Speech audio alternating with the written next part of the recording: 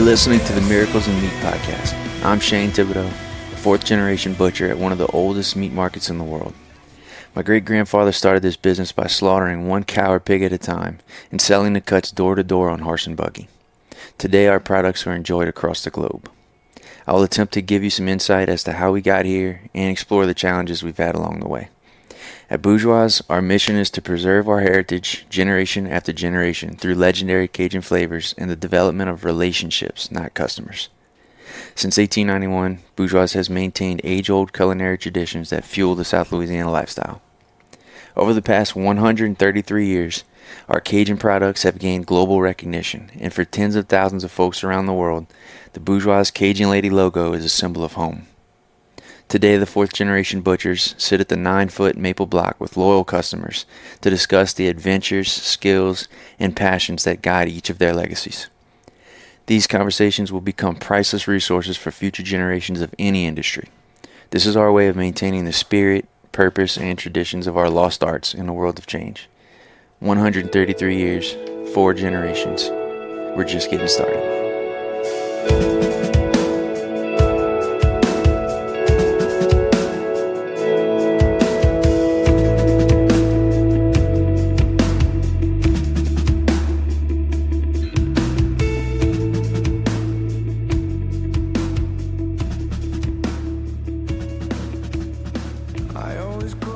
All right, next up we got some questions. If you go to our website, bourgeoismeatmarket.com, you click on Miracles in Meat podcast at the top. That's the page that has all of our podcast episodes. Keep scrolling. You're going to see a form that says submit a question to the podcast. You can submit a question, comment, concern, feedback, something like that. You can even upload an audio file and do a little something like that. We'll either read it or we'll play it on a future episode. So if you didn't know that was there, go check it out. Send us something. We love to get these questions because a lot of the questions we take for granted, and we think everyone knows the answers to them. But I guess it's obvious that we don't do a good job pushing our info out there. So this is a little bit for fun and a little bit to help people out. So send them in. All right, here's a question from Sean. I am currently serving in the Ukrainian army on the front lines. Unfortunately, U.S. Customs does not allow shipment directly to the frontline regions, but I see that the beef sticks can last 6 weeks unrefrigerated. They can make the trip even with us having to use a middleman in western Ukraine. My question is, are there any import restrictions on beef into Ukraine? Beef is just so hard to find here. I would love to get a little taste of home and its beef. Call sign Louisiana. Thanks for the question, Sean. That's a great question. So I did look this up, and there are restrictions on beef import. So you cannot import in, they call it small quantities for personal use through a personal or standard courier service. Now, maybe a way around this is, I don't know if you have any contacts at the American Embassy there, but I used to work at the American embassies overseas, and the way we got our mail was through a diplomatic pouch service. So it's not addressed to an APO or DPO like it would be to a regular, like say, Marine Corps base in the States. It's an address in Dulles, Virginia. It just looks like a U.S. address, but it's routed straight to the embassy. And I don't know if those restrictions will be any tighter. So maybe they won't be. And maybe there's no problem getting jerky. I've never had problems getting jerky through the diplomatic, they call it the pouch. I've never had problems getting jerky or any of our stuff through the pouch when I was over there. I was in Haiti, Hungary, Korea, and Algeria, and I never had a lick of trouble, but I don't know if we actually had any local import restrictions at any of those places. So that's one thing. Number 2, we can definitely do the middleman idea, and I'd love to help you figure that out. And this goes for anyone. If you have any questions just like this, which this is not an uncommon question, it's not an uncommon type of question. We always have family members looking to send some beef jerky and stuff to their guys overseas, and it always seems to be a bit of a trouble. But if you just reach out to us, if you're trying to do it online and you're trying to check out online and it's giving you trouble, just call us or email us and we'll get you taken care of. I promise you that we will try to get those guys what you're trying to send them.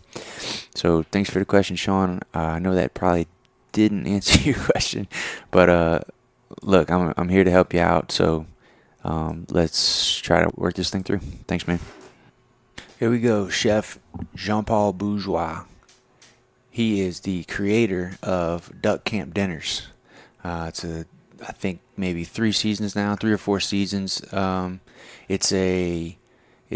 It revolves around their experience at the duck hunting camp in South Louisiana, right here in Bayou Black. If you haven't checked out Duck Camp Dinners, definitely go give it a watch. It's awesome if you love the outdoors, or if you love cooking and you just like this culture that we have down here. And they highlight that really well. And you may have seen us, if you have watched it, Season 1, Episode 1, Jean-Paul comes to the market to get his smoked sausage and andouille and boudin and beef jerky and all the stuff that he always gets when he goes to the camp. And anyway, we're lucky enough to be a part of that first filming of the first episode. So that was really cool. So Jean-Paul is also a graduate of the John Foss Culinary Institute at Nichols, which is a pretty big deal in the culinary world if you don't know that already. And since then, he's kind of traveled the world, worked at several high-end restaurants, and creating a very cool life for himself. And we talk all about that. And it's going to be me, Bo, and Jean-Paul. And we kind of get into everything, and I hope you guys enjoy it. All right, Chef Jean-Paul Bourgeois. One of the few podcast hosts in my life that's been able to seamlessly pronounce that name without all of the names, all the names without trying like off mic for a few times. Like that happens every podcast. It's like, you want to be called Chef JP? Is it Gene, John, Jean, John like, Jingleheimer Smith? Kind of wrong on everyone just now, but if it helps, you can call me JP or Chef. But you, Shane, I mean, come on, perfect. Come on, I'm pretty good at this, man. All right, tell us a little bit about yourself and how you got where you are right now. Oh, man. And where are you right now? Working my way backwards. I live in Florida at the moment, and I'm in town visiting my folks who are, live here in Thibodaux, and with my 3-year-old. And, what do I do now? Man, that's a question I haven't been able to even, answer to my own family specifically or consistently in the last 5 years. And the real answer is I do a little bit of everything. Some social media work, some brand work, some recipes work, some long form content, social content, private appearances. I do a little bit of private guest chefing.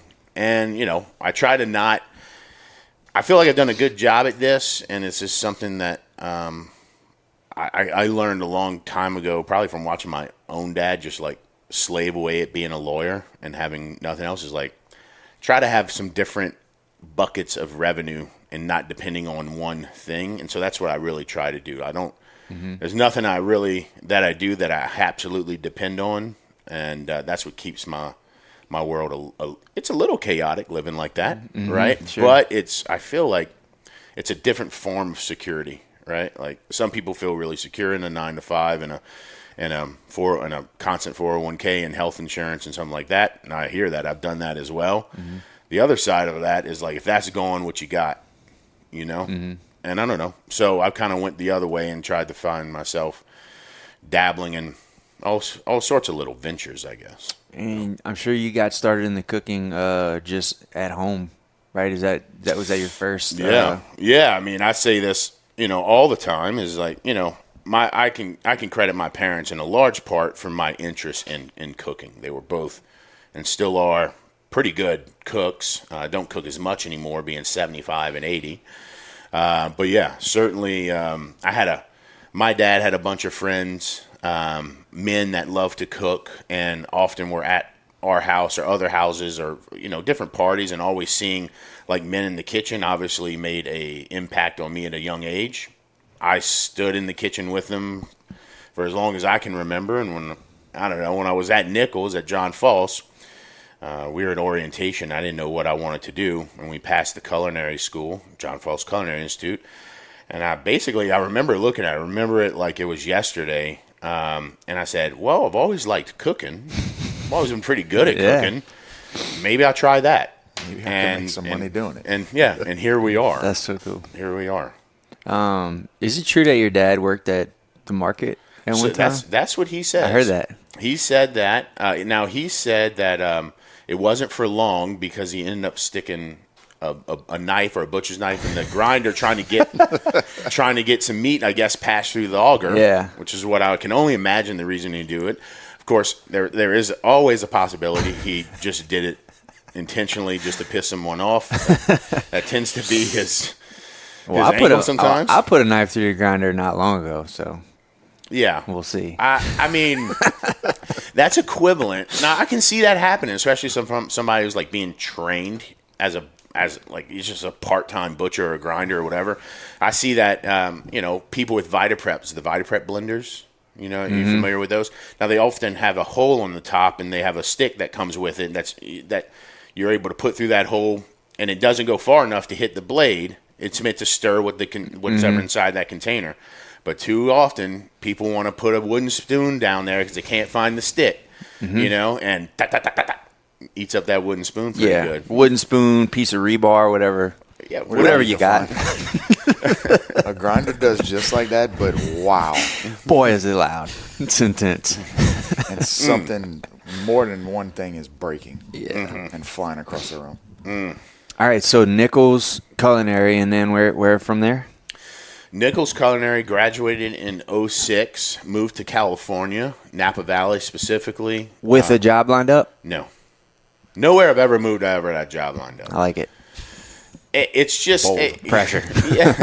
Well, I mean, look, I like to think I'm a somewhat pretty humble guy. I don't find myself to be an expert in many things, but at a very young age, I felt like I could go anywhere in the country and get a job cooking. Mm-hmm. And that's what gave me confidence to move on to. And that, again, I think that confidence was built from growing up in South Louisiana, being a son of parents that cooked, seeing men cook in kitchens, going to culinary school and getting the finer side of things at John Falls, and then just moving on. I just felt like, that wasn't the hard part. The hard part was actually packing your bags and leaving, leaving your friends, leaving your family, leaving a culture that you love, leaving a culture that you believe in, just in search to like grow your own art form, right? Like if I say it like that, it's like, come on, like you love cooking that much? You like developing your craft that much, and you leave everything you ever knew behind, move across the country to a place that is far, far different from where you grew up, in the middle of wine country, Napa Valley, to grow your career? And that answer is absolutely yes, without even a doubt and a thought in mind. Now, did you try to expand this culture over there? It's all, so I've always looked at my my cooking as Cajun food, Creole food, Southern food. It's the foundation of almost everything that I cook. It has some play in almost everything that I cook. And that could be a very small part, or it could be a very big part, but it's something that I've taken from what I've learned here throughout, all my childhood and adolescence, and then growing up and really studying Cajun food. So, yeah, I would say that I've kind of always felt that, I had a big flag. I'm holding a big flag, and that is, if not Southerner, South Louisiana, and trying to, have like-minded conversations with folks who may know nothing about our culture or our food, and kind of bring them in, maybe slowly, maybe very rapidly, by doing like a crawfish boil. Right. I remember in Napa, so apparently the Russian River Valley, and I don't know if this is still true, but at one time it did hold true, that the Russian River Valley was the United States' second largest producer of crawfish in the United States. Obviously, Louisiana being number one. And the Russian River Valley's crawfish look very similar, except they live in much more they live in more moving water and rivers, and so like they have their tails kind of fins on the outside. They're spiky. They're almost sharp. They're almost like difficult to peel because it's not as flat as like a crawfish tail. The sides were because they need that extra. Right, like leverage to move in snow and water. So, and I remember going up to Russian River and buying like 20 pounds of crawfish for something like $1,000. Right, like I mean, they're just not as abundant, and I wanted them live. And boiling crawfish in Napa Valley is only like 20 pounds. Doing it on my stovetop in Napa Valley, and just introducing a lot of the people that I worked with to something that I'd grown up doing. In fact, boiling crawfish was my first job. Here right down the street on Canal. Where was that? Express Seafood. Express, yeah. With Ronnie and Ronnie SJ. Was that Heads and Tails? Heads and Tails Catering. Yeah, okay. So they had Heads and Tails Catering and Express Seafood, and yeah. And so, wait, is that where Boogadoo is now? That's where Boogadoo is now. Yes. Yeah. Okay. Yes. So that was your first cooking job. Getting paid to cook. Yeah. Pelche Park, painting bathrooms and cutting grass was the first job. I bet you wiped off some dirty words off of those bathrooms. Dude, a lot of firsts for me in that job. Improving your vocabulary. Yeah. After that, I was like, you know what? I'm going to try this whole cooking thing at 16 years old. And so I think that's when I started working for Ronnie. I forget his partner's name at the time with Heads and Tails. Eric, maybe? Yes. Yeah. I couldn't think of it, but yeah. I don't remember his last name. But yeah, man, I talked about that a lot because, people outside of Louisiana and its proximities of, Eastern Texas or Western Mississippi and also Southern Arkansas, like outside of that, like there's a big kind of, it's almost like you got to demystify crawfish or boiling crawfish or something like that. And people, don't typically boil 40 pounds of something or cook 40 pounds of something at a time and dump it on the table. There's places like Maine, which are lobsters and crab in the Chesapeake Bay, even though most of their crab come from Louisiana. Or even like smoked salmon out in Washington, where they'll smoke salmon fresh, and they'll actually have like smoked salmon parties and kind of potluck kind of styles, and they're eating salmon straight off the scale, fresh out the smoker. And, there's certain things like that, but crawfish seem to be one of those things. So it's like, I learned to boil 500 pounds of crawfish at a time. And so boiling 40 pounds of crawfish seems like, it's just fun for me. Right. But people oftentimes don't really grasp that. It's a really unique thing is, I guess, my point, that maybe we take for granted or don't even realize is as unique as it is now. I definitely do. Yeah. I don't ever think about it. I don't ever really just need it or want it. It's lost the special appeal for me. I think just because we're so close to it and just get so much of it. Yeah. That certainly happens, but I tell you what, it has been amazing to see. I remember, and y'all probably remember this too, we were all around the same age. Growing up, I can remember seeing signs on the side of the road that were like a Chaffly basin crawfish or wild crawfish. Spillway crawfish, yeah. I don't see that anymore. I don't know of anybody I can even buy spillway crawfish from. I think those farms, the rice field crawfish are just so plentiful. And look, dude, people are getting lazier the older we get. Yeah. They're not going out there and farming them. And, as soon as you have a bad year, they're not going to set the traps and all of this other stuff. But that was Dad's whole thing. I mean, he would go all over creation looking for spillway crawfish. He didn't want the rice field crawfish. So it didn't taste the same. It's it's pretty wild when I think about it, because when we think about, like, well, first of all, you can get Louisiana crawfish anywhere in the country now. Next day air, right? Like, the popularity has grown, which probably is the reason why rice bound crawfish have become so popular to farm, right? Because the demand is so high for crawfish in general, of course. But I always think it's interesting, like when we think about farm-raised fish or farm-raised meat or so on and so forth, not so much farm-raised meat for the larger public, but farm-raised fish, let's take.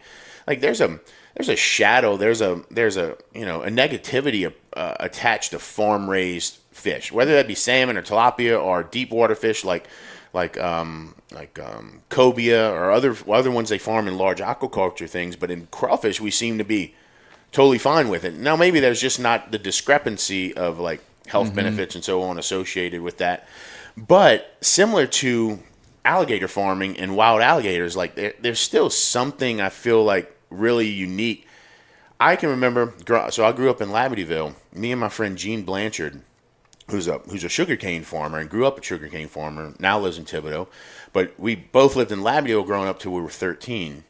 And we would go out after school from Edie White, come back to Labadyville, go after school and bet. Now, and I don't remember where we were, but a lot of Assumption parishes has hard bottom swamps, blackwater, cypress swamps, and so on that you can walk, right? You go in South Terrebonne or South Lafourche, you ain't walking the water, right? But I don't know if it's still like this at this time, but we would go set out like 3 or 4 crawfish traps as high schoolers, come back the next day after, let them soak for 24 hours, 36 hours, and then pull traps. And then we might have 20 pounds, we might have 30 pounds, or whatever, and we'd have our dads cook them, whatever. And like that seemed like, I don't know. I wish my sons, who I don't know if they will even live in Louisiana as they grow up. Hopefully one day we'll find another home here. But will they ever get those opportunities? Not just to do that, but things like that. You know, like when they get of age. Because the way I see it, to your point, things are becoming farmed. There's nothing wrong with alligator farming and crawfish farming. Of course, it's lowered the price of crawfish for well, I shouldn't say that. It has not lowered the price of crawfish. Because you've been sending it all to Napa Valley. Yeah, that's right. So anyways, man, it's I find the whole, from a socioeconomic point of view and just like the evolution of business and our culture and the fisheries and what people are doing and how they make money, like I love following it. And I'm not saying that one's good or one's bad or one's better than the other, but I think it's interesting. I think it's interesting as I'm 40 years old, and a lot of times being away from Louisiana has given me a perspective because I don't see everything with everyday eyes, right? Like you've kind of said. So I get to come back and say, like, you know, where's this or where's that, or why doesn't this restaurant? Why is it all chain restaurants now? Why is it all this and that? So I don't know. I follow that pretty closely. I like it. It's pretty interesting to me. So the last time we were all together was like 3 years ago. You had filmed the duck camp dinners. I think that was episode 1. Yes. Right? Yeah. Episode 1, you came, stopped in the market, got your meats and stuff for the camp. Do y'all remember that we were wearing masks? I'm reminded of it every time that episode plays. Like, take the mask off. We were wearing masks. It looks so weird to see now. Like, if you watch it now, it's just like, what was going on? I can't believe it. The world done flipped upside down. I cannot believe it. A couple of years. Twilight Zone, man. Those years. I think about the same thing. I'm like, where we are now, especially in Florida, when we lived in Texas before. Coming out of that, you're like, what actually just happened? Yeah. Like, I get that we were told. What really happened? That's there? so weird. So, talk about the duck camp dinners endeavors. How did this start? Whose ideas was this, and how did this come to be? Yeah, I mean, it was my idea, but never wasn't intended to turn the way that it turned. You know, when I was first thinking about it, I was deep in kind of growing my social media and developing content in that way. And so I was like, man, it would be a great opportunity. It's kind of cool content if I just filmed what I'm cooking at the camp. I'd do it on my phone and whatever. And it could be a cool little series I can put out on Instagram or Facebook or whatever. As I started thinking about it, I was like, man, I don't know how to really do this, or whether it's on my phone. Maybe I can hire somebody or whatever. And I don't know. The idea developed around a kind of snowball effect. I thought it was just going to be 4 to 6 minute on my phone cooking things. Then it became 6 minutes, 8 minutes types of longer stuff. Because as we started diving into the things. Like, for example, I mean, we go. It's no big like all of us probably at every camp that we've gone to. We go fishing, or we set jug lines or trot lines or whatever that might be. Maybe we set crab traps or so on. We do things that are kind of like in between moments, whether we're hunting or fishing, just to kill time or just to have fun. And we go do that, and of course we'd catch some catfish and be like, all right, what are we going to do with these catfish? And like, well, we make something with them. And so now it became this like catch and cook, right? Or clean and cook or something like this. And then we're like, well, we have a lot of fun doing it. I think it's funny, and so let's just film everything. And that's why you just build this thing. But really, it's like, once we got to that point, I said to myself, well, I love this camp and I love the people at it. And I've always had this weird thing about forgetting, right? Forgetting things or getting dementia or Alzheimer's or something like that, and just never having recollection of all the things that I cherish in my life, whether it be my family or these memories or friends or so on. And part of me was like, I feel like I just need to document what we do. And then that's how the larger kind of scope of the project, I was like, let's document what we do, because if at the very least what I get out of it is like memories for life that I can go back to visually, audio, and relive that, then awesome. Like, that's enough for me. Whatever happens from there, it was just cherry on top, because now I've documented it. And it changed and it evolved from there. But really, like, y'all were coming to Bourgeois at the meat market wasn't just about highlighting a local business. It was trying to be, and as we still try to be, as authentic as possible in what I've called the life cycle of the duck camp, through the food we eat and people we share it with. And if you notice, that first season is 6 episodes, and it starts at my parents' house and it ends at my parents' house, because that's the life cycle. I leave from a place, I pack, I get my coolers ready, I stop at Rouse's, I stop at Bourgeois, I get what I need for the camp, because I know I'm going to be gone for 3 to 5 days, and then I come back, and whatever we've hunted, caught, catch, cook, clean, I cook at my parents' house when we come in. And that's the life cycle. It's leaving from a place, getting what you need to make that place, exceptional, or what you want out of it, and then coming back and sharing all the fruits of the land, the fruits of your labor, with people that weren't there, right? And we see that all the time through the cycle of going to Fouchon and going speckled trout fishing, right? Like, we go, we stop and get whatever we need for whether it's Southern Belle sandwiches, don't even know if those are made anymore, or a boudin burrito, or whatever it is, and then we come back home. Shoot, what are we doing with all the speckled trout? Well, let me give it to my neighbor. Maybe I'll trade that speckled trout for some duck or squirrel meat or hog or whatever. And that's how I grew up. So it's really it's highlighting that life cycle of leaving a place, experiencing this new place, and coming back and sharing whatever you did with people that weren't there. And I thought that was a good way to go. And it's always been about like truly, authentically showing as best we can what we're about in South Louisiana. And it had to be, in my opinion, beyond the kill, even beyond the cook. It needed to show other people that weren't like me, like y'all. Because that's the real culture. Yeah. It's not the hunt. You hunt all over the world. In many places the exact same ways. You fish for the most part the same ways. You hunt the same ways. But it's the prep before and what happens after that could be totally different. Well, and like the Meteor show, I love it. But it all seems so unrealistic to me. They're just appearing in all these exotic locations where I'm used to growing up doing exactly what Chef Jean-Paul was talking about is you're doing all these things leading up to it. You're going to the camp. It's about spending time with family and friends, and then you come home. Like, it's just very different. And I love that it does give a piece of our culture. And I think it's something that a lot of people from other places may or may not understand, similar to your crawfish analogy, where that's not how people do things in other places. Yeah. So I think it's awesome that you're sharing it, and I think it's a great show. But well, thank you. Look, I just filmed season 4 in Texas. It started in Louisiana. Similar idea, right? We start in Louisiana. We do some stuff. I oh man, I'm blanking on the air. But anyways, we do some stuff in Louisiana, and then we leave to go to Texas, and we spend about 6 episodes in Texas.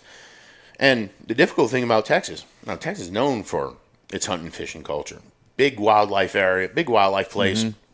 You know, as Louisianans being neighboring states, we share a lot in common when it comes to share a coast. We share a border. We share a lot of culture. I mean, you go to Houston, it feels like there's just as many Louisianans. Half the people are from Louisiana. And what I've noticed there is that a lot of people hunt from home. They get in their truck from there, you know. And it's hard to find camps, whether that's hunting camps, duck camps, or fishing camps, whatever. It's just not as part of their culture as it does to ours. Like, we seem in Louisiana have much more of a density of people, of like, whether it's a floating camp like we have in Bayou Black, or something out in Grand Isle, or something in Lake Verret, whatever it is. We seem to have a density of people with these second homes or second places that we can go and really be out into this more natural world. Now, it's not hiking the backcountry in Montana a lot of times, but it can get pretty rural. Whether you're going 2 hours from a boat launch in a boat, you know, there's a lot of people listening right now. So yeah, we go an hour, 2 hours to get to where we're going on our houseboat, or our little floating camp that's run by a generator and water and rainwater. So, and I just think that was something that I did not know that we were so unique in. Because you go in most places in the United States, like, there's not, even in the densest hardcore hunting cultures of whether it's Western backcountry or whether it's Texas, they just, you know, it's just a different way to do it. And I love that way, but there seems to be something lost by not getting to this central located place that we're all coming to wherever we're from, and then experiencing that place together. It's just a different dynamic that I think is so unique and special, not just in South Louisiana, but the density of it in South Louisiana is definitely. Maybe that's what makes us different or weird or more wild. South Louisiana folks, Cajun folks, is because we've been to the camp. And we've seen our daddies do some things that we shouldn't have seen them do. We've had these experiences that other people, they really can't understand. They don't understand the uniqueness and the special nature of it. You know, kind of the coming of age through a camp. You know, having access to that and being at a place where, you know, you see the adults finally relax and everything's good. Like, we're all at the camp, cut loose, be bad, get lost, get hurt, whatever. It's a lot different than like you said, your base is your house in the city. It's just totally different, you know? Yeah. And to add to that, like, when we go to the camp, I would say the hunting or fishing might even be like third on the list of what I'm excited about doing. You know? Yeah, and you're 100%. I agree with both of you. And Shane, you bring up a good point that I've never really thought about, that coming of age of being at a camp, whether you're, you know, when you're first able to go, you know, whether it's 5 years old or 9 years old, whenever your time of your memory allows you, there certainly is, you know, and not everything is bad or wild. Of course, some things are. But you know, just seeing your dad and your dad's friends, or your mom or your mom's, whoever's at the camp, man or woman, but to relax and kind of have fun and be with their friends, and you be a part of that finally, right? So I can remember going to camps as a little boy. I remember my dad going by himself and doing his things, whether it's fishing camps or duck camps or deer camps or whatever, but then finally getting to go and be a part of that, feeling like one of the guys and growing through that. It's a really, really interesting point that you proposed there. And it's where you build your credibility with the grown-ups, right? Like, first, yes, you're allowed to go, but you're not allowed to go walk to the end of the dock.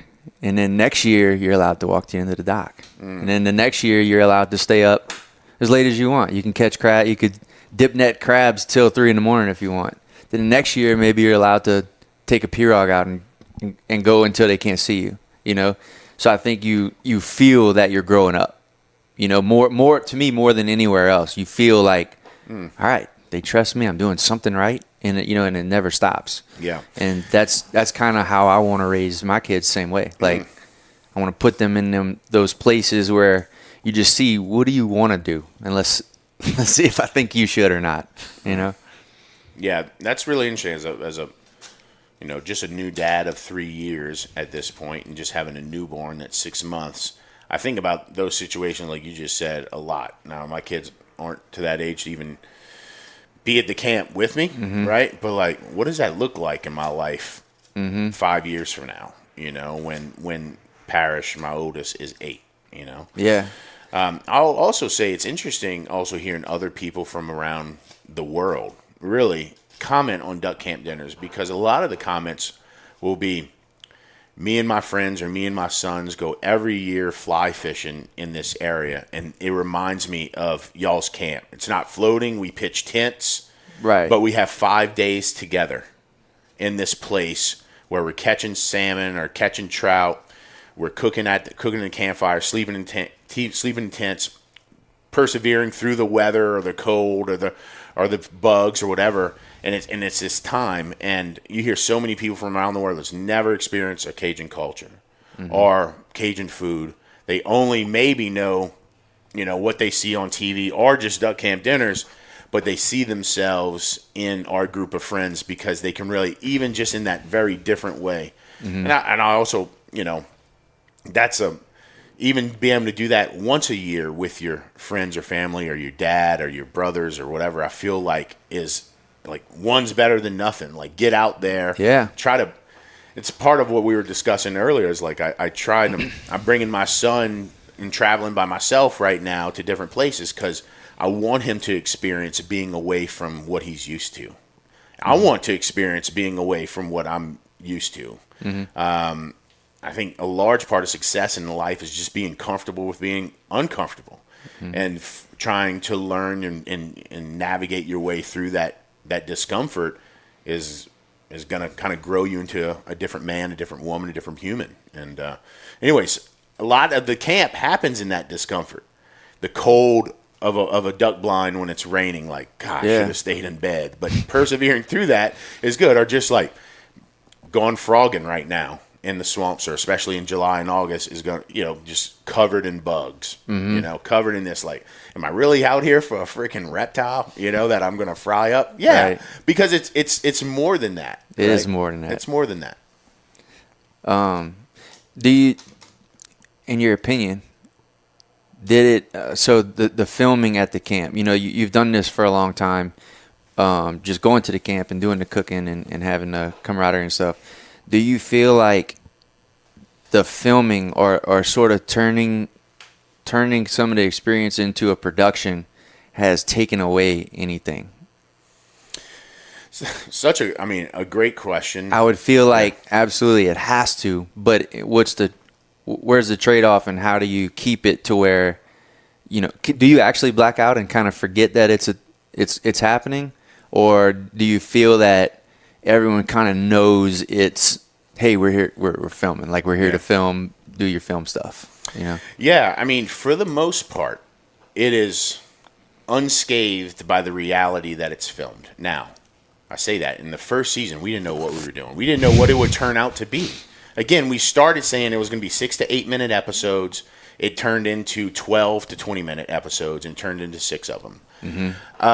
We just had so much stuff, and in that season, everybody was like, had their mics on. They're mic'd up for 14 hours a day, and we just didn't know what was going to happen. So there was a little bit of just an unknowing freedom in that season.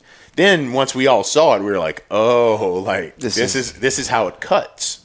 This is what it might look like. And so the second season was almost a, like, oh, wait, now we're getting filmed. I need to make sure, like, I'm not smoking too many cigarettes on camera. Right. I don't want everybody to know that, I'm doing. Some of my friends, they're like, I don't care. Everybody knows I smoke, Yeah.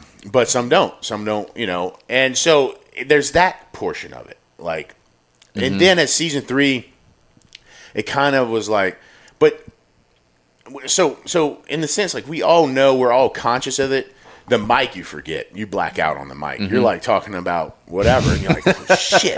Like, You're gonna have to cut you're that. gonna have to cut that. We're gonna need to let anyways, and so I think about that all the time, even while I'm cooking, because if I'm going through a process, like I want this show to be family friendly. One of the things that I would love to see is people, and I know this happens somewhat.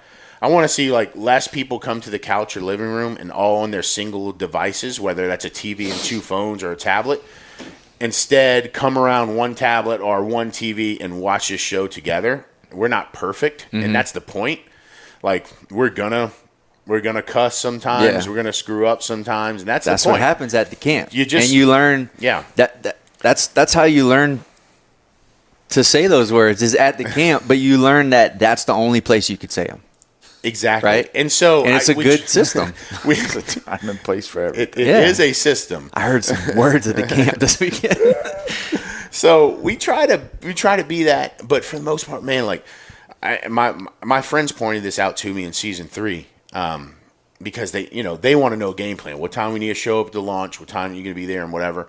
And one of my friends, Jesse Lagarde, says, Jean-Paul, you don't even know what you're cooking. And I thought about it. I was like, you're right. I don't know what I'm cooking. That's how it usually is. Yeah. That's the point. So my thing is like I go to the grocery store and I make sure I have butter, I have oil, I have vinegar, I have lemons, I got Trinity, I got smoked sausage, I got boudin, I got things that I can cook. So if I want to catch a catfish and stuff it with boudin and cook it on the grill, then I can do that. Right? I don't know if I'm going to do that. So I don't know if I'm going to cook catfish, but I know I got boudin, I know I got Trinity, I know I got whatever.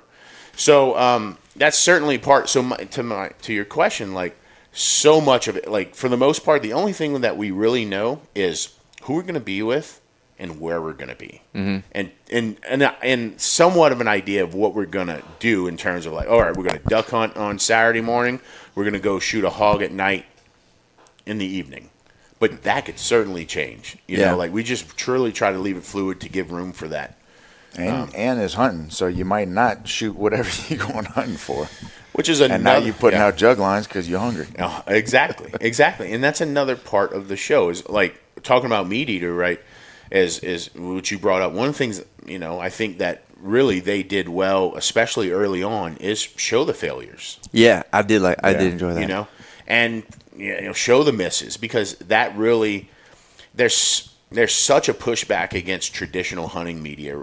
Right now, people are wise to what it is to go out there now, and people want to see, like that's why you see YouTube so popular with just jump cuts. Like it doesn't need to be.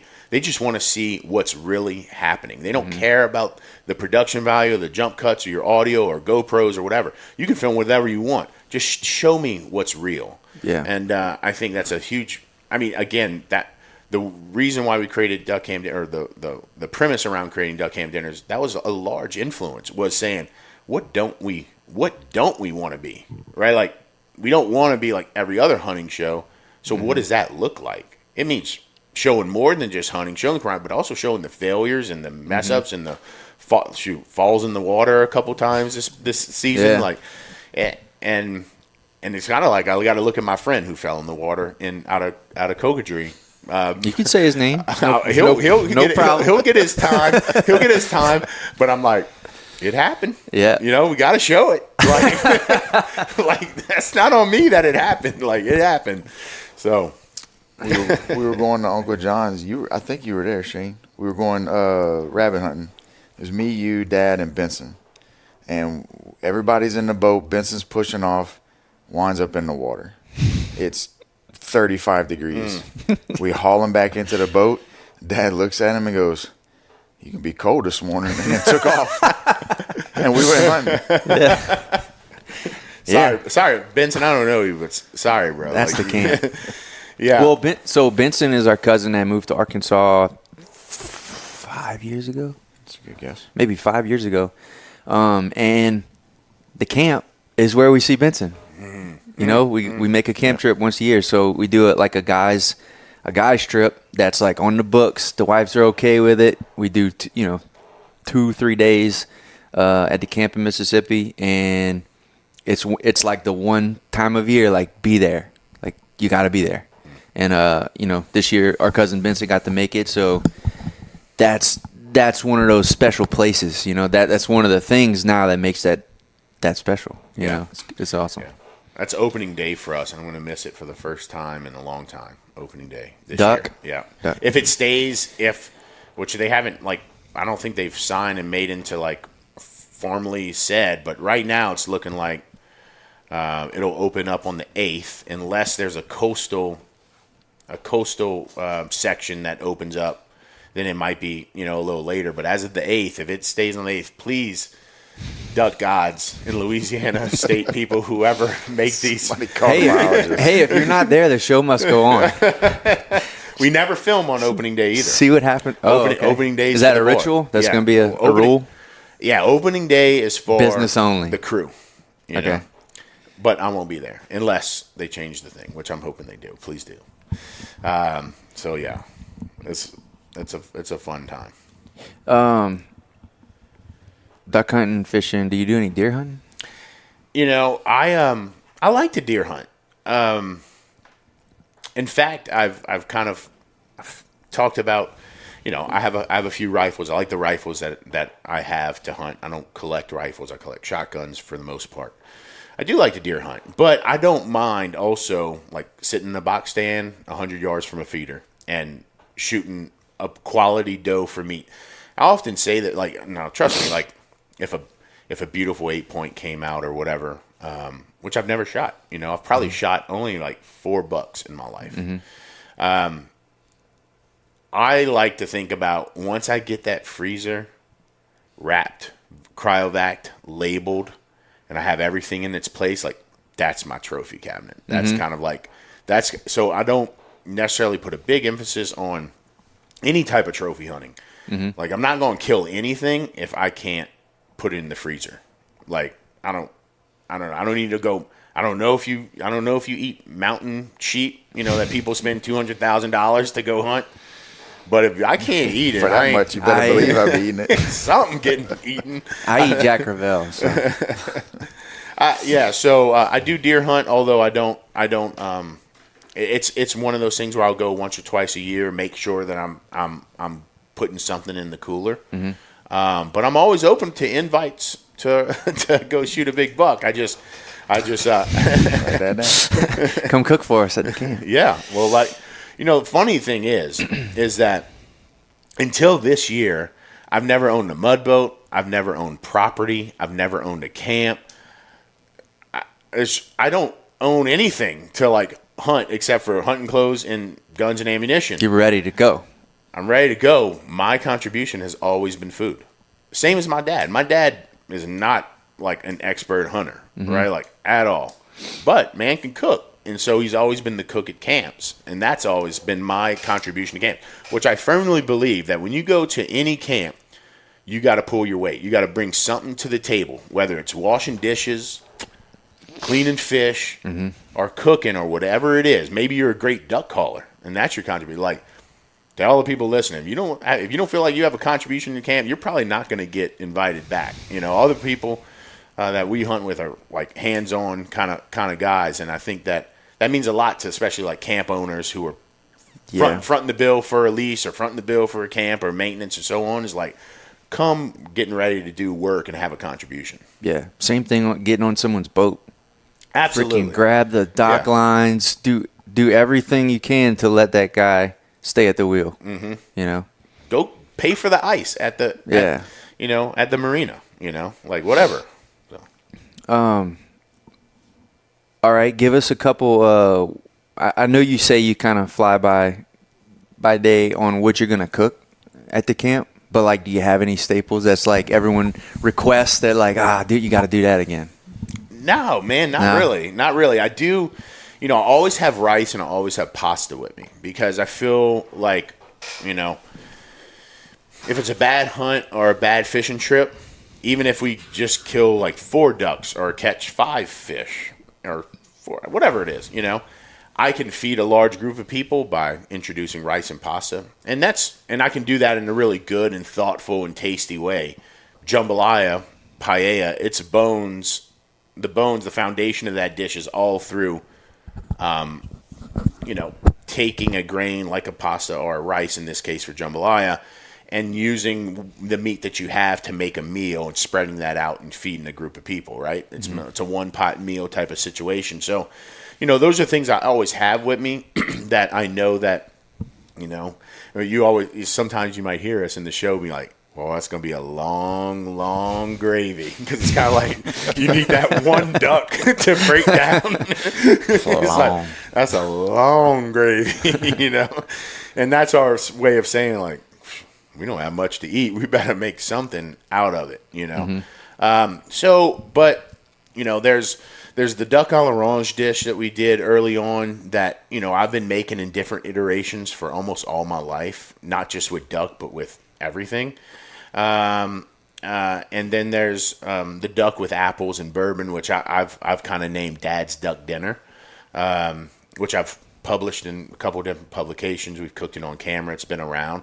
Those are two dishes that I often get they'll get people that like duck, but they can go without it. They eat it because they kill it, and that's about it. There's no really want for it. But those are two dishes where people are like, you know what? That I can eat. That's the best duck dish I ever had. How did you do that? Right. That's cool. So those tend to kind of break through to some folks. Your son is 6 months? I have one 6 months. His name's Duke Pierre Bourgeois, and then Parrish is my 3-year-old. Parrish and Duke. Yeah. Are you gonna get them on the camera soon? I don't know how long I'm gonna be. As far as Duck Camp Dinners goes, I don't know how many seasons I'm gonna make. Yeah. Right now, I'm not planning on filming a season 5. Okay. This year. But they certainly will be on camera. They already are kind of on my, whether I like it or not. I got, Parrish maybe yelling in the background of a video or whatever, those types of things.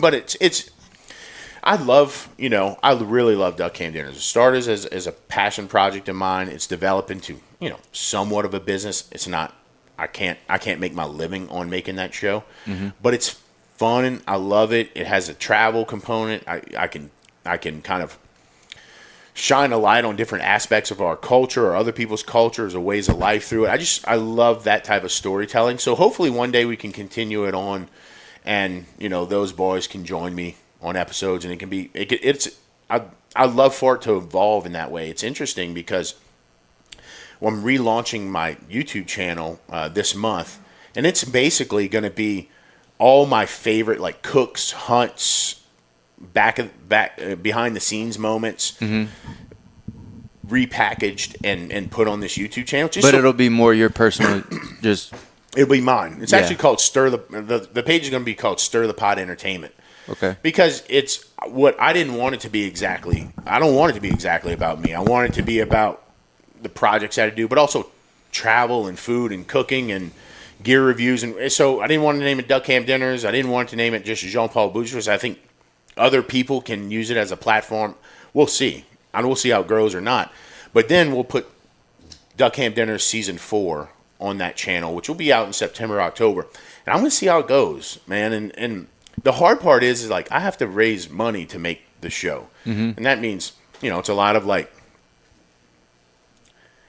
it's asking a lot of money from people, right? It's not an easy thing to do. It's not something I love to do. I love working with my partners, but I do love the idea of maybe it paying for itself. Sure. Right? Getting to a point where I can monetize enough to where I don't have to depend on sponsors to make it. And that's where I really find myself this season is I just don't have it in me to go ask for 25 grand, 50 grand. That's what the ask is. Right. And that's a lot of money for people. And I feel like I've gotten to this point right now with the help of a lot of great brands and people. And not saying I'll never work with other brands, but they've done their part. You know what I mean? They've gotten me to this place where I'm like, okay, I need to take that next step and try to get it on my own platforms. If I want this to continue to be sustainable, it can't be through getting money from other people to make it. Yeah. I have to develop it even to a more viable business. And so we'll see how it goes. Season 4 will be out on the Stir the Pot YouTube channel. Obviously, I'll message that in different ways, especially as we get closer throughout the year. But we'll see how that develops, and that'll determine a lot of like the future of duck camp dinners. Who's some of your influences, not on the cooking side, but on the, I guess on the more the business side, kind of the route you're going and pushing the YouTube and creating the content? Do you have anyone that you really eyes on? Man, that's a great question. I was just having a conversation with the folks at Buckmasters last week. And they've been making Buckmasters for 39 years. Yeah, I remember being a kid watching that on Sunday. 39 years and still making Buckmasters. Now, like, that's a completely different business model than what YouTube is right now. There's not a lot of people in YouTube doing what I want to do with my channel. And that's reflective of duck camp dinners being not like what a lot of people are doing in duck hunting or hunting content. Mm-hmm. I say that like I'm working with some great folks in Pennsylvania that are helping me basically strategize my YouTube channel. Mm-hmm. The length of video, how long, different thumbnails and hooks and so on and so forth. That's been very helpful just to get. They've grown channels and so on and so forth, and that's been very helpful to get their insights into, because we have 50 terabytes of footage, right? That right now is just made into duck camp dinners, and there's so much more that we can do with it. So that's what we're trying to do with that. But they've suggested this, and this is kind of part of my jump cut kind of thought into YouTube. But they said, go look at this channel called Outdoor Boys. Right? I watch it with my kids all the time. Mm-hmm. And the guy has 14 million subscribers to it. And he is simply, a couple tripods, GoPros. He's not doing, he's right. Not a big production crew. Not a big production crew. He's building a shelter out in Alaska. He's bringing some food to cook. He's documenting what he's doing. Mm-hmm. It's jump cut. And although like, I'm never like, honestly, like, come on, like, I am not going out and putting myself through that. Like, I'm not going in the marsh and hanging out. Dig a nest in a cypress tree. Yeah. This ain't Naked and Afraid. No, I'm not. So that's not me. But I think it's a really interesting kind of, you just see that people are really gravitating towards just show me real. Yeah, what I like about it, and I have several shows that I like to watch. I watch a lot of spearfishing shows. I like to watch like guys from Australia, people on the coast that kind of do like, they'll camp on the beach, go fish for dinner, come back, cook it, that type of stuff. Kind of like just roughing it and like overlanding and pulling their little tiny boat with their Jeep to some island and just dumping it in the water somewhere. But it's like, I don't need to, those types of shows, same with Outdoor Boys, I don't need to turn on and watch it as an episode. Like, I need to watch it from start to finish. On Sunday morning when I walk through the living room, I just put it on. And it's just on now. So you pass through the living room, sit down, feed the baby, catch a couple cool clips, and then walk around. I like it like that, and I think it's like it's just easy going. You don't feel like you're gonna miss something, but it's just good. That's kind of what I want my kids to watch. I'd rather them watching that than the other crap that's on there. I'd rather watch them see the boys playing in the river, stuff like that. And it's turned out only over a couple of weeks to be that for my son Parrish, right? Because we don't watch a lot of TV. I don't get to watch a lot of TV, period. Right? That's one of the things about YouTube is like, shit, man, like I'm kind of unplugged from it. I don't know exactly what's out there. Out there because I don't get to really watch and discover and so on and so forth. But certainly I feel like he does a good job of, again, like bringing his kids and doing things like that. Man, there was something I wanted to say and I forgot. But we'll get to it, I'm sure.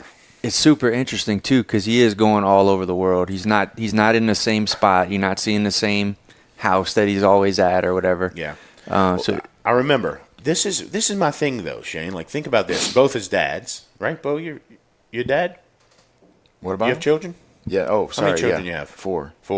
Golly. Yeah, 8, 7, 5, and 2. How about almost butt 2. glutton for punishment. Yeah. Anyways, I often think about it, I was like, where do these people have time to do this? And obviously he has kids with him, but some of other influencers, and I think it's important to say, it's like seasons in life, right? Mm-hmm. Let's take Justin Chasson, for example, stale cracker, right? Started as a trooper, had kids early. I think his oldest kid's in college. His youngest is, I think, in high school right now. He's at a season in his life where he can do what he's doing right now. He's basically retired from the troopers, I think. Don't quote me on that. But he's at a season in life where maybe some people like myself chose a different route. And now I have, we're only a year or two apart. Mm-hmm. But now I have a 3-year-old and a 6-month-old. Yeah. And I think back when I don't have any kids, I was like, well, I thought I was busy back then. Now, I don't even, and so I think about creating this content. I'm like, how am I supposed to do this? I want to be a part of my child's life, right? Mm-hmm. And if I go, now I live pretty close to the beach, so it's a bad example, but even just going for a day and spending and camping out at night, it's like, am I really going to camp out at night on the beach to create this piece of content that I think is going to get 20,000 views, 1 million views? Does it even matter at that point? Mm-hmm. And then I'm like, and I'm going to say, all right, I'm not going to be here for breakfast. I'm not going to be to help out going to Mother's Day out or whatever. Mm-hmm. It's like, I don't know. I think about, I have all these great ideas, but I'm like, when am I going to do that? Yeah. How am I going to do that? Look, man, you know already, but time flies.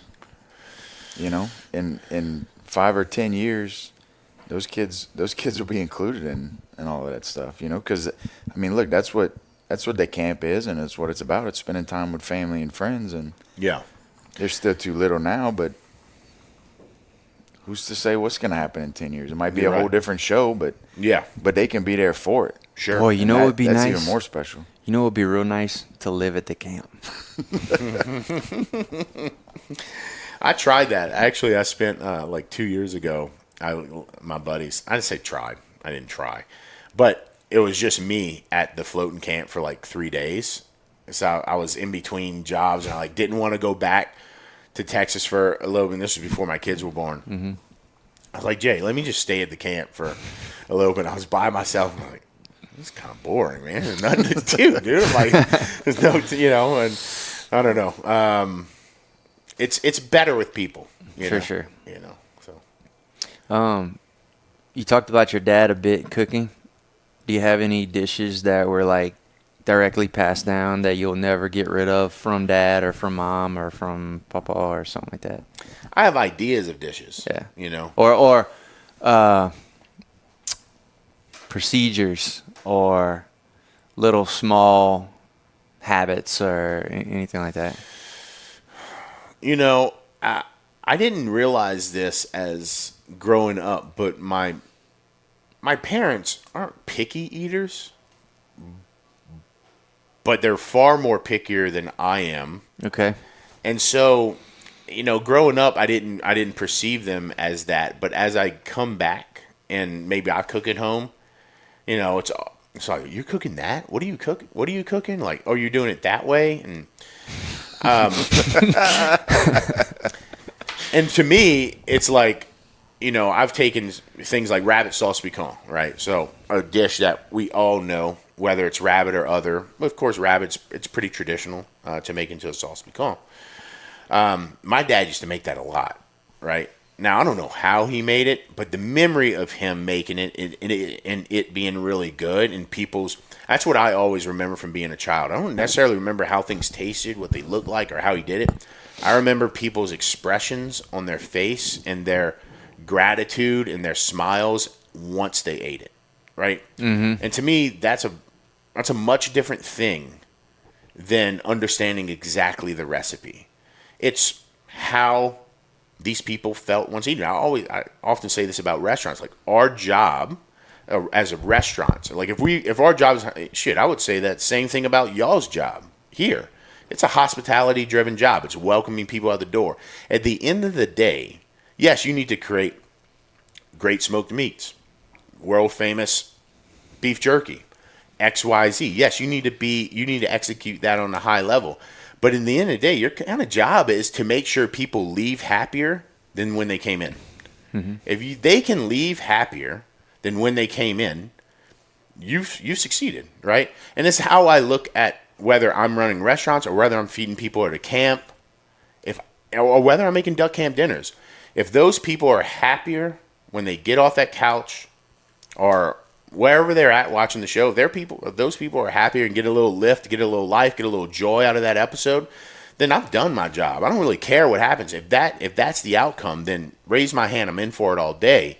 And that same thing is with hospitality-driven folks, with just feeding people. If you can leave that era, and my point to saying all that is I didn't realize that as a child, but that's what I saw over and over, not just in myself when I ate my parents' food. Mm-hmm. So I was happy. I mean, look at me. I got a full tummy.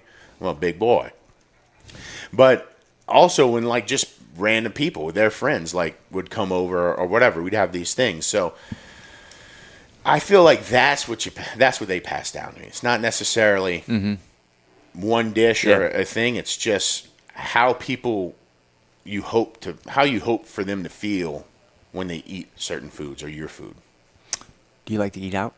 I love to eat out. I love to eat out. So, since you're a chef, this is a fair question. If you taste something, I guess good or bad, do you give feedback at a restaurant? It depends. It depends on how bad. What if you just really you feel strongly about it? You ate this thing, you're really excited about it. It was a nicer high end meal. Mm-hmm.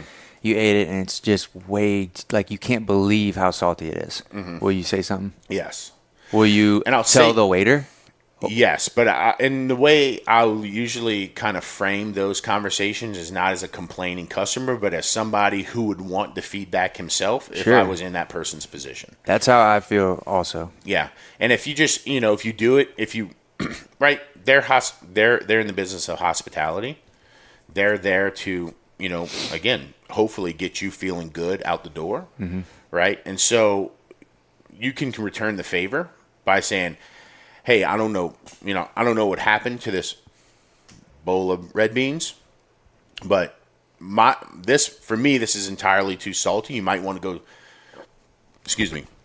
might want to talk to the chef or whoever's back there and just check the batch or whatever. Or maybe, certain people have different preferences, obviously, and there's kind of reading between those lines. But I think if you approach those situations with hospitality and with kindness and generosity, and I think that's as somebody who's run multiple businesses around the United States, like that is the most valuable feedback. It's not, oh my gosh, this fish was so good. Right, it's useless. That's useless.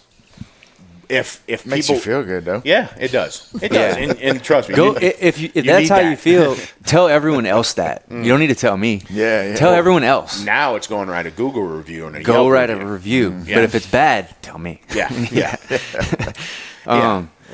Bo, let's talk about the kitchen. He said he didn't even notice the kitchen last time he came here. But talk about the kitchen and like the hiring that we need done for the kitchen, and maybe he can give some good feedback being in that world. I prefer not to. I think I'm ready to burn it down. It's like that. We have decided that we need to hire a chef that can not just cook, but come up with a menu, cook awesome play lunches, figure out how to order what they need, and apparently that's not so easy to find. I tried to do it myself, and it was problematic. Yeah. Well, it turns out turning recipes like that you cook at the camp for 10 people to 100 people is not as easy as it sounds. Sure. You're right. Things often don't scale up or scale down. I have recipes dating back 10, 15, 20 years that are all scaled to restaurant size, like 20 pounds of this, 5 cases of this. And you try to scale that down, it never comes out, right? Like you get the bones of it. So, yeah, look, man, the restaurant industry in general has had this issue. So when I started in New York, you still found jobs on Craigslist. And at the time, in New York, this was in 2009, New York restaurants would say New York experience required on the post. Yeah. Specifically, New York experience required. Some said it, some didn't. I ended up, my first job in New York was one that didn't require it because I didn't have any New York experience, right? Now, you go into New York, LA, Miami, Chicago, the big restaurant scenes, New Orleans, the big restaurant scenes, like, they don't care what experience you have. If you can show up to work on time, work hard and be willing to learn, that's enough. And I think, one, that should have always been enough in a way. But two, it's shown how shallow the work pool is, especially when it comes to back of the house cooking operations, whether it's kitchens, whether the best restaurants in the country have the same issues y'all are having right here at Bourgeois Meat Market in terms of finding dependable workforce. And I don't know what the fix of that is. The only thing I have said to many restaurants, because I do some consulting as well, it's like they want to have something for everyone. I was like, you need to abandon that. You need to do, this is a good thing to learn from the Japanese. You need to do 1, 2, maybe 3 things exceptionally well and make them repeatable, and find somebody that it doesn't require a large ordering list or a whole bunch of prep or even a bunch of employees to execute. And it could be as simple as just 1 plate lunch a day, or maybe it's just on Wednesday, Thursday, Friday, and just starting small and just doing one thing exceptionally well and be known for it. And if you can nail that, then move on to one more. Don't start with a 30 item menu, right? Because here's what you have happen. We have gotten away from cooking from scratch in restaurants largely. And I can speak to this specifically living in Florida where I live, where it's a big tourist destination. Most of those restaurants are buying things from US Foods, Cisco, Performance Food Groups, and what those companies, to their credit, they've recognized that these restaurants are having employee issues or having staffing issues. And so what they're making pot roast and gravy that's in a bag. And you know what? It's not bad. Right. But everybody's buying this same quote unquote pot roast and gravy. It tastes like Chili's. It tastes like the same thing over and over again. Yeah. And we've as a lot of restaurants have responded to their staffing situations. Well, we need to make the menu easier. How do we do that? Well, we can't get rid of the 30 things we have on the menu. We have to buy them pre-made. And so I think that's a darn shame. And what I would love to see, and again, going back to the Japanese, they do this incredibly well, is they make it their life's craft and mission to create the best bowl of ramen that they can. And they may have 1, 2, maybe 3 styles of ramen or different broths that go with it. And they just own it. And they make a living doing it. And they put their kids through schools doing it and so on and so forth. And they have really mastered this idea of being exceptional at a small amount of things, executing it really well, and taking pride in that that's their craft. And so I think that's a wonderful way of life. And I mean, honestly, y'all can probably make y'all business on beef sticks and beef jerky alone. Y'all executed that and created that demand and done it so well, it gives you credibility to move on to other things and create other items that I'm sure some have failed, right? Some weren't great.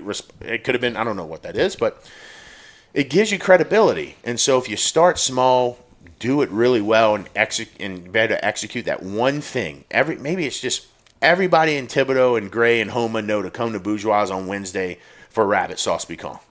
And that's what you spend 2 days before, making sure it's prepped. So when the time comes on Wednesdays, it's hot, it's ready to go. You can scoop and serve. You got to line out the door because they know on every Wednesday that's the best rabbit sauce pecan in Louisiana.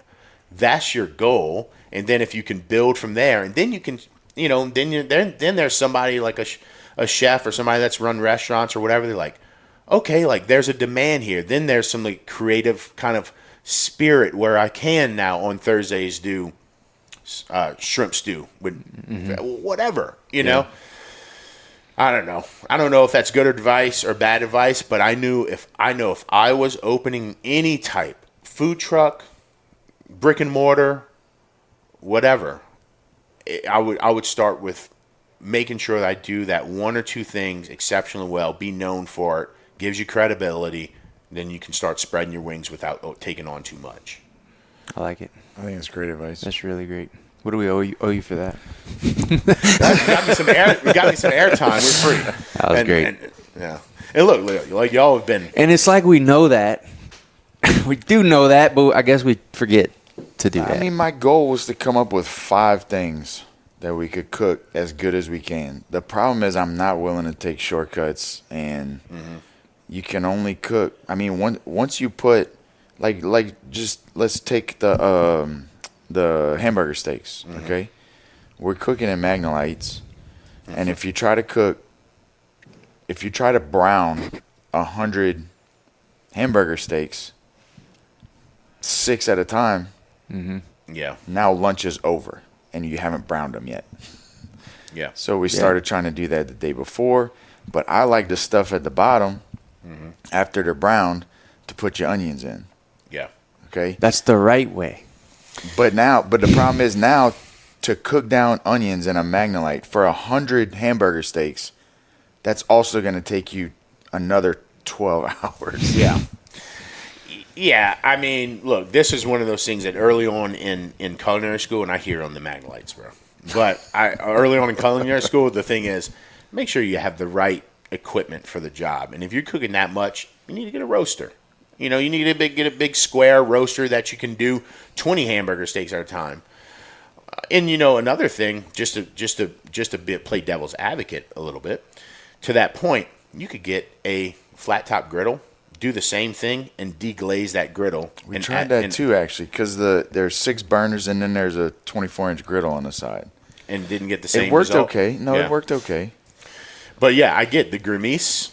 The fond, as the French would say, on the bottom of the pan. That's what's making that sauce. That's what's making it so flavorful. I get that. But when you're trying to scale up to 100 portions, that's a completely. And here's a great question. How do we compete when we cook from scratch and we take the time and we're actually browning stuff and we're actually cooking down onions?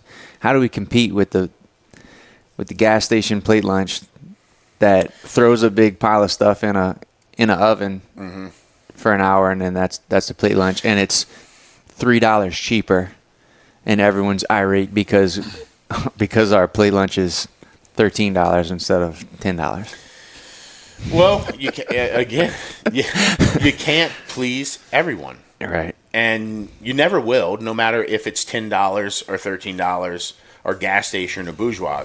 Like, first of all, I mean, how much is the beef jerky a pound now? $30. So ain't nobody coming to Bourgeois expecting not to spend a little money, right? First of all, you'd be surprised. Well, I mean, look, there's always going to be those folks. But it goes back to my previous comment: is like, don't let it be a cash cow right away. Don't look to be like that's where you're aspiring to be, a cash cow. Just do it extraordinarily well.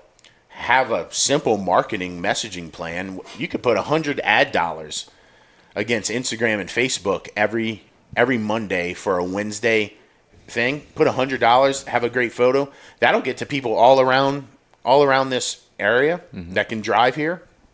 You pinpoint it, and so again, I don't think you approach it from this like this needs to be a cash cow from day one. We need to please everyone. Just make the best damn hamburger steaks every Wednesday.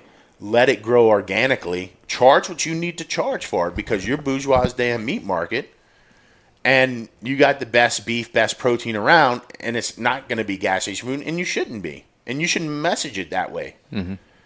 You're not comparing. You shouldn't compare The only way you don't get others to compare yourself to the Chevron down the street is if you don't.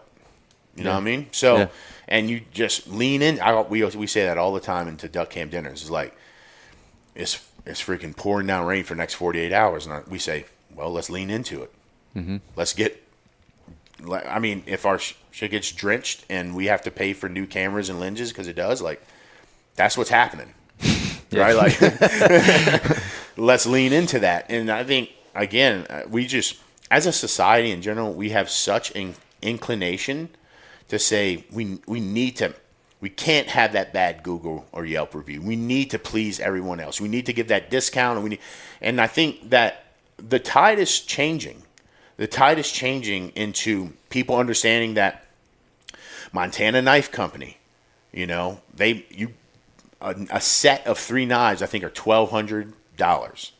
Made in America, well done, really nice knives. And you're seeing enough demand for those types of things to, like, make their business work. Mm-hmm. And it started with one knife, doing it well. That was $110 for everyday carry, probably. So it's just, I feel like y'all have y'all cash cow, right? I feel like the cash cow is the meat market and or whatever. I say cash cow, like, that's your business. Mm-hmm. Your business is not being a restaurant. So just lean into making one thing on Wednesday. Yeah. And having that ready to go. Sell your 100 pieces. And get ready for that. In fact, the best barbecue restaurant, voted by Texas Monthly and Daniel Vaughn, Snow's Barbecue, I forget the exact town, Snow's Barbecue is open one day a week. And people line up at 4 a.m. to get there. They probably need all the other days to prep. And it's, your big Texas 3 brisket, sausage, ribs, probably some turkey in there. I've never been. Mm-hmm. So what did you call it? Snow's Barbecue. Tootsie, she's a janitor 5 days a week, a custodian that works at a school 5 days a week in their local town. Then on Saturday she comes in, or Friday night she comes in and preps the barbecue. She has help, obviously. Saturday they're open, and then they're closed the rest of the week. And so they've created a demand because they just are exceptional at what they do, but they're giving themselves the time and resources and grace to actually create this thing. Mm-hmm. So maybe it's just one day a week and you have 3 plate lunches, to that point. And you're able to prep it and it's manageable. You're not asking too much from your staff or yourself. You're executing on a high level. You're growing in demand. You've already got the customer base. I don't know. That's what I would do. Excellent. Great advice. Now, in your opinion, what caliber of chef do we need? Well, you need somebody that's plugged into the culture and the community here. You need somebody that has the same vision or like-minded vision as y'all, so what this wants to be, right? Like, it could be a po' boy shop. It could be a plate lunch. It could be whatever you want it to be, but just making sure y'all are aligned and collaborating and communicating about that.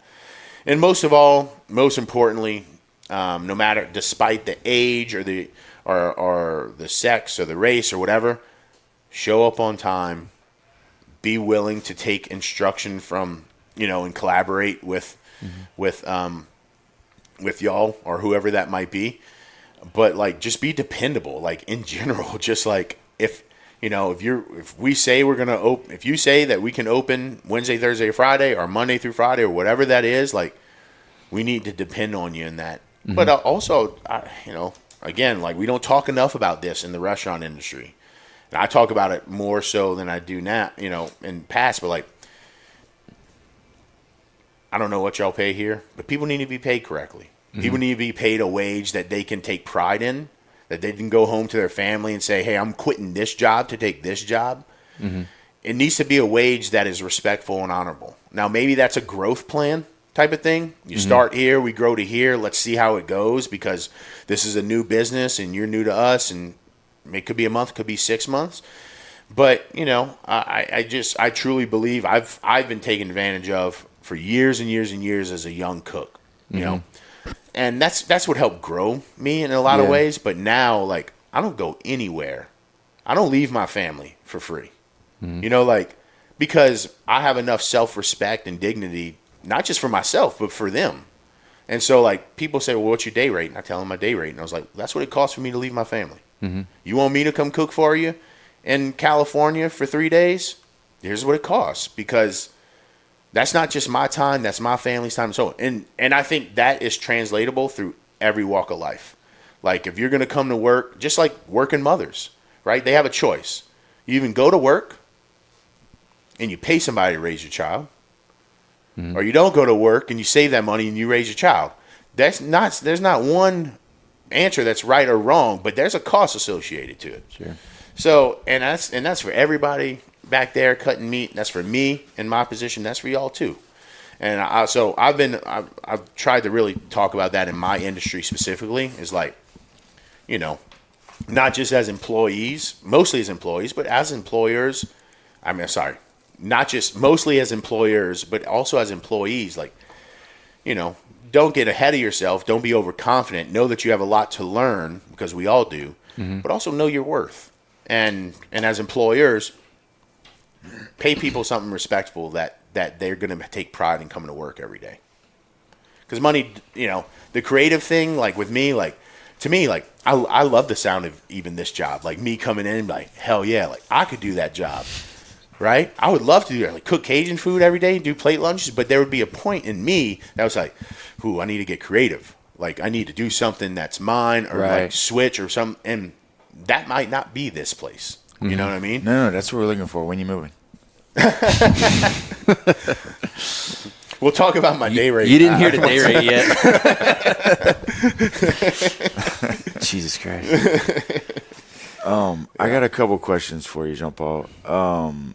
First of all, what are your first memories of the market? The honest truth to that would have to be the Red Goose Saloon in downtown Thibodaux. You dirty boy. I love it. And I tell you why. At a young age, I started going to the Red Goose. I'm talking like 8, 9, 10 years old, because my dad played Bourgeois every Wednesday. Yes, Doesn't play it anymore. Doesn't play it anymore. But he did actually, up until like probably 5 years ago, play every Wednesday very regularly for the last 40 years, I would say. Dang. He actually was part owner of the Red Goose when they bought it. It was my Uncle Ping. My dad did all the legal stuff. And We gotta hear a story. and I think, Bourgeois, yeah. and I think, and I think Coon and a couple other people. Well, my dad sold his part, but he always still played part of it. And so, obviously, like a lot of those guys, whether it was Goose Burgers during Mardi Gras, which were bought from y'all, I believe, probably still are, or a lot of the other things that were cooked on Wednesdays. That could be smothered pork chops and cabbage. That could be hamburger steaks. All that stuff, typically, from my understanding, came from Bourgeois. And remember, I grew up in Laverdeville, Louisiana, and so it wasn't like we could just jump ship out of Laverdeville and come to Shreveport or Thibodaux and buy meat, right? Like when we were in Thibodaux, when I went to E.D. White and so on and so forth, that became part of it. But I would say like the first time I ever experienced Bourgeois meat market was not at the meat market. It was at the Red Goose in that back room. The Red Goose in the back room. That circle poker table. That's right. That's right. Because all the old men, that's what if it wasn't rabbit or something like more obscure, they were coming here to buy all their meat for good reason. Okay, so one of the first times I met you was 10 or 20 years ago. You were working in New York City at Blue Smoke. Is that right? Yeah. And you called me on the phone and asked me for 2,000 pounds of andouille. Yep. Any questions? And he said, I'm sending a 18-wheeler to pick it up. And I'm like, huh? You want what? Yeah. So what was that about? Yeah. I'm a man of big moves, right? So I hear you. You got any more? When I got the job at Blue Smoke, I was the youngest executive chef in the restaurant group. Now, USHG, it stands for Union Square Hospitality Group. It's probably the, most successful restaurant group in the country. I was 29 years old and I took the Blue Smoke job. I ran 2 street side locations, airport location, and 2 ballparks. Oh God. And so it was my first executive chef job, and I was, and I had a lot going on. It wasn't just one restaurant. So they had the Big Apple Block Party, which Blue Smoke started in coordination, roughly, at this point, 25, 30 years ago. They brought in pitmasters from around the country to cook at Madison Square Park. And it was an incredible weekend. My first, so I got the job like maybe 3 months before the Big Apple Block Party. And it is a mass coordination of getting meat from different places and so on. And I said, man, like, I haven't really cooked in any barbecue restaurants before. I'm just learning this kind of craft. I don't want to put something out that I don't know. Let me put something out that I do know and love. And it gave me an opportunity to kind of tell the world and tell New Yorkers where I was from and kind of the people that I grew up with, or grew up, the kind of food that I grew up eating around. So I use it in a couple of different ways, right? Like it was the Big Apple Block Party, my first black block party, which would have been in, 2014, 2015, I think, something like that. Maybe 2000. Anyways, whatever it was. And I needed kind of an easy way in, because I didn't know. But I knew if y'all would sell me 2,000 pounds of andouille, I could make that into like a really great sandwich with a really great sauce, and it could be one reflective of where I'm from and the kind of flavors. That's the other thing. It's like it's not just about Bourgeois Meat Market andouille sausage. It's about the kind of the iconic or signature flavor of that sausage, just like the beef jerky, right? It's not just about. It's like it's a whole thing that you're getting there. And so it worked in 2 ways. A little bit of storytelling, getting people out where like this is the flavors that I grew up with, but also like what am I going to do in this time span when I don't know what to do, right? Like, and this is my first time. And I cannot believe y'all put that together. Honestly, when you said, I remember the conversation, you were kind of like, well, I think we can do it, or kind of like that, but I'm not sure how we can do it, how we're going to get it there. And I was like, don't worry about logistics. I'll get the truck there, and it worked out. So there's only been one guy to trump you, but the trigger has not been pulled. But we got a request. This is from, the McGeehees? Gator and all? Yeah, Gator. So one of their brothers is in Dubai. He's got like a brewery, distillery, and a restaurant, and he requested a shipping container. He wanted to know how much andouille we can put in a shipping container. Wow. I haven't heard that. Yes. Wow. Some math was done. Because for him that's what he wanted. He's like, if I could just get it here on a boat, if I could just get it here, I'll find a place to put it. But does it still need to be good when it gets there? A refrigerated shipping container, right? No Frozen. I want to mention this is a guy. So he has like from what I understand, I'm trying to get him. We're trying to hook up for the podcast, but it's called Bayou Supper Club. They're at some place in Brooklyn. It's more of like a pop up, maybe. I don't know if it's not a food truck. It might be out of like a service window or something at this bar in Brooklyn. But this guy's doing the same thing. He would drive, come visit family, load up the truck, and then go up there. So we're trying to link up on how do we get it over there. But he wants andouille, smoked sausage, tasso, maybe blood boudin. And he's trying to kind of do the same thing over there, is spread this stuff that way. Have actually be able to back up the authentic Cajun sign that, if you go out of state, you see that everywhere. You'll see a Cajun item on a menu, but I don't know what's making it Cajun or. Yeah. Well, it's a tough market. What's the name of the Bayou Supper Club? I think I've heard of those guys. I don't know why or where. I mean, obviously I spent over a decade in New York. Mm-hmm. Yeah, I'm not sure how long they've been there. 2023 is maybe. Oh yeah, I might know the bar, or whatever. But man, it's just I used to ship about, I don't know, 2 sacks, 80 pounds, 100 pounds of crawfish during the season every year. And we would sell out, but I'd have to sell them for expensive because I'd get them overnighted to New York. so, and yeah. You'd sell it boiled? I sell them boiled as a yeah. plate, like a 2-pound, 3-pound plate with sausage, corn, potatoes at Blue Smoke. But I would need to charge like $40, and that's what we did. It just, man, it's one of those things where you have all these cultures from around the world that have everything from like mom and pop restaurants, could be Ethiopian, Indian, Thai, whatever, like Nepal, like food of Nepal, like I don't know if Nepalese or anyways. You can find all those in every little nook and cranny of New York, but finding really good Southern food and to even like shrink it down more, really good Cajun Creole food is almost impossible.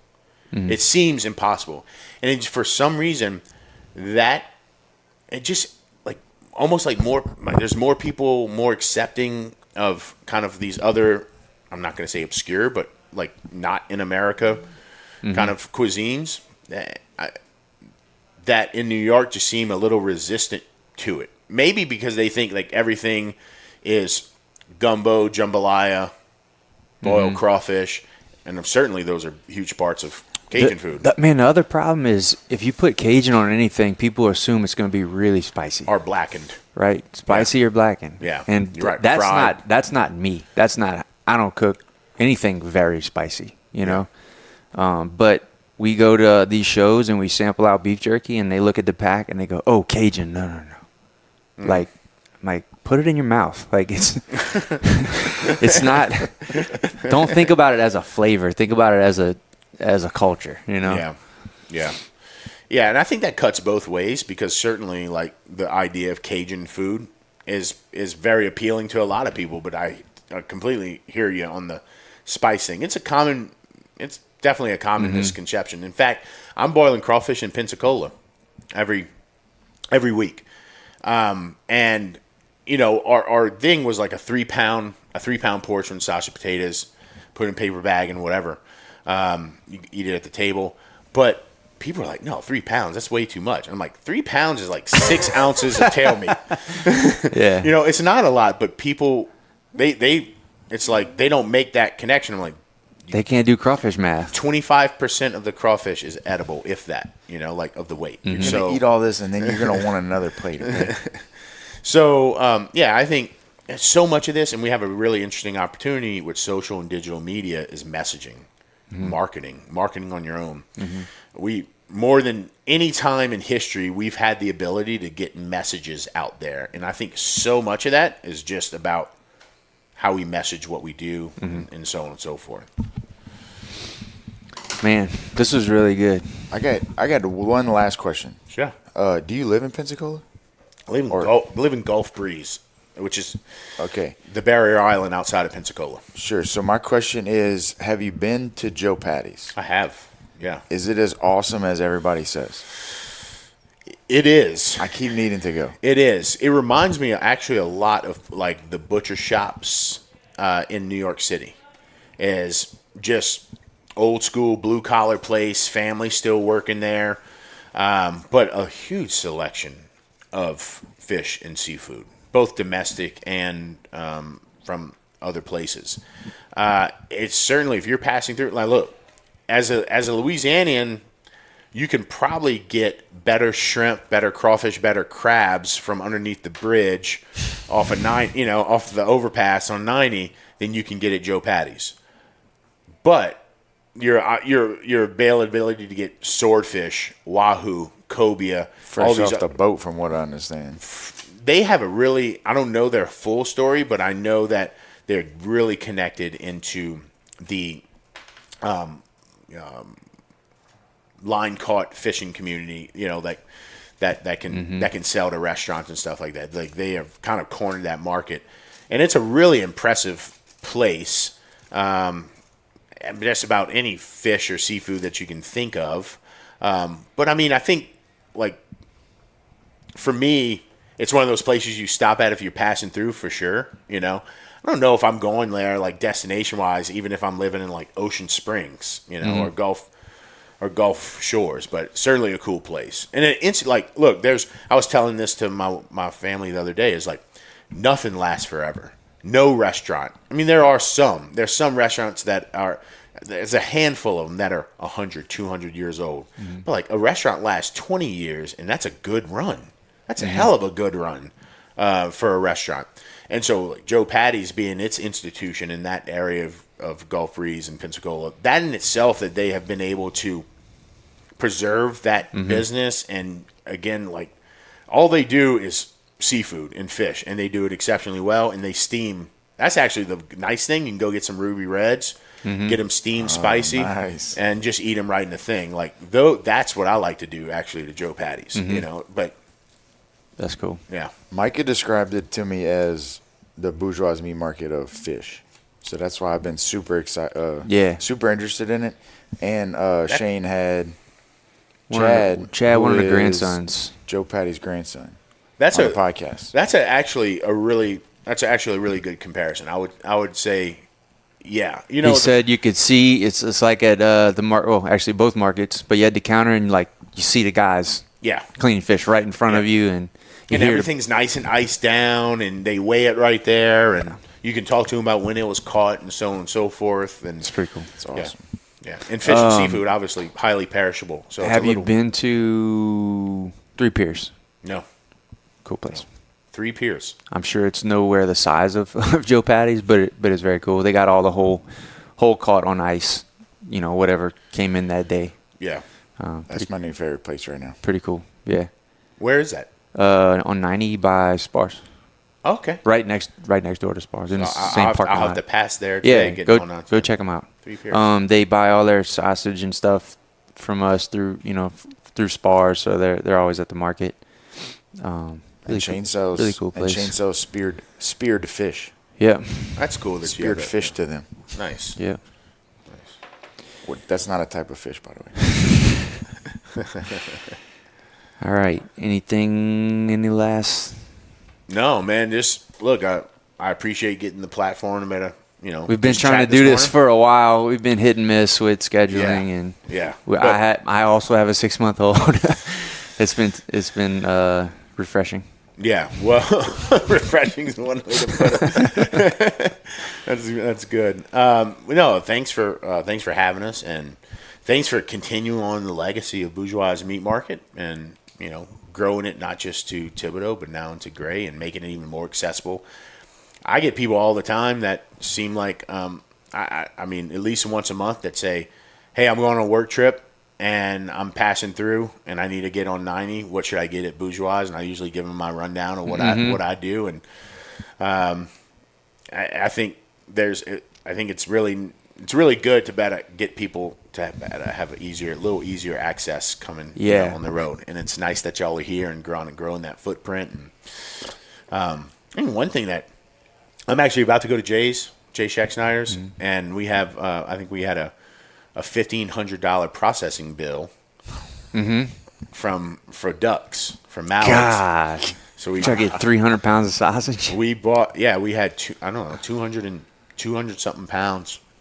Or I think we had like 150 pounds of mallard breast, skin on mallard breast, that we brought. And I got to go. That's where I'm heading from here. I'm going to load up my coolers. Y'all did sausage? Yeah, we did like 3 different types of sausage. Yeah. And we get some guys that'll do duck or goose summer sausage. Yeah. And it comes out really good. Yeah. I like the summer sausage. The thing about me, and I told him, I was like, man, we need to get some fresh sausages made, because like the summer sausage, like I can't have $800 worth of summer sausage. Yeah, like that's all I can do with summer sausage, is slice and eat it in crackers. But if I have some fresh sausage or some smoked sausage without the jalapeno and cheese, although I love that, I can't do much. I can't make all the different recipes that I want. Yeah. So, and that's the smart thing to do. We got Well, guys especially that'll that get much. 200 pounds of smoked jalapeno cheese with pepper jelly in it. What are you going to do with that? Yeah, you can't even make a gumbo. Yeah. Slice it. Look. Or give it away. Yeah, give it away. So anyway, that's what I'm about to go do. So look, if for those who listen, Chef Jean _Paul on Instagram, just keep an eye out on the Stir the Pot Entertainment YouTube channel. I'll be messaging in a lot of that once, actually this week. On this week would be March 28th, this Friday. I don't know when this is going to air, but that'll be coming online soon, so you can find kind of even more digestible pieces of Duck Camp Dinners content that we've taken over 3 seasons and put it on that channel, and really focusing more on the cooking aspect as well, expanding that kind of chef's cut of that cooking segment.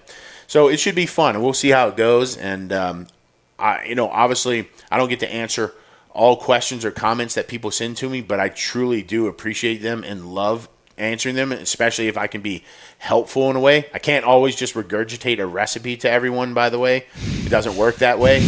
But if you have some questions about cooking food, I would love to answer you on that. And so just you can hit me up on direct messages or things like that, and I'd love to help. On the podcast link on our website, also, if you just scroll down, there's a form right there, and if you have any questions for them, you can leave them there, and we'll get into them and get them answered, and probably push them out on Facebook, something like that. That'd be awesome. Are you still writing? You say you're doing some long form writing? Are you still writing for like Louisiana Cooking or something like that? I'm still the editor at large for Louisiana Cooking magazine. So we publish six editorials a year. I actually have to write about shrimp and the Shrimp Petroleum Festival this year, and that whole thing that happened there. I'm writing about catfish coubillon lost in translation, because that word coubillon is from a French word, and it evolved in such a big way when it came to Louisiana. So I'll write an article on that. And then another one is my favorite, speaking of, a heat map of plate lunches around South Louisiana. So, we're too late for that one. It's not till July or August. Y'all got time. Oh, man. White bean sandwich it is. Cold white bean sandwich. I used to serve that as a past hors d'oeuvre. I used to do tea sandwiches of toasted white bread and then cold white beans and ham inside, and that was like a beer drinking snack. Yeah, right. I love it. Yeah. Man, this was awesome. Appreciate you. Appreciate you sharing your knowledge, and I gained a lot from it. I'm sure Bo did as well. Absolutely. Yeah. And I hope everyone else does. Yeah, I thank you for your time, gentlemen, and it's been a blast. And now I need to go pick up some meat and then go pick up a 3-year-old and get back to Florida. But so I appreciate you making time for me. All right, man. Thanks Appreciate so much. it. Thank you.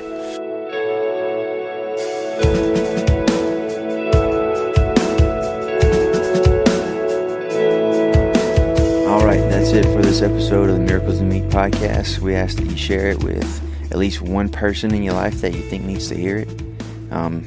If you got a little something from it, you got some little goose pimples, or just gave you some feel goods, send it to someone else. Let them feel that too. And if you loved it, please leave us a 5-star review. That'll really help out. And if you only loved it like 4 stars worth of, please do not leave a review.